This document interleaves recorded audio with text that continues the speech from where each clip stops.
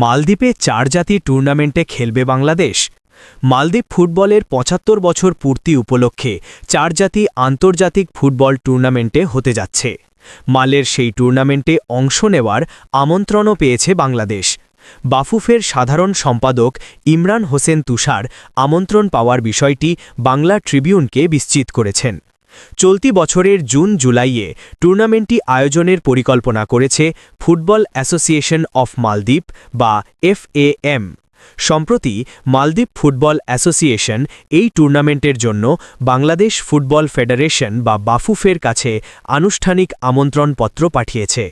স্বাগতিক মালদ্বীপ ছাড়াও এই টুর্নামেন্টে খেলার জন্য দক্ষিণ এশিয়ার আরও 2 দেশ শ্রীলঙ্কা ও নেপালকে আমন্ত্রণ জানানো হয়েছে। শ্রীলঙ্কা ইতোমধ্যেই টুর্নামেন্টে খেলার ব্যাপারে সবুজ সংকেত দিয়েছে। বাংলাদেশ অবশ্য এখনও তাদের কিছুই জানায়নি। এর আগে 2000 সালে মালদ্বীপ ফুটবলের সুবর্ণ জয়ন্তী টুর্নামেন্ট আয়োজিত হয়েছিল। সেবার ফাইনালে স্বাগতিক মালদ্বীপকে হারিয়ে চ্যাম্পিয়ন হয়েছিল শ্রীলঙ্কা। সেই টুর্নামেন্টে 3 ম্যাচ খেলে 2টিতে ড্র ও 1টিতে হেরেছিল বাংলাদেশ।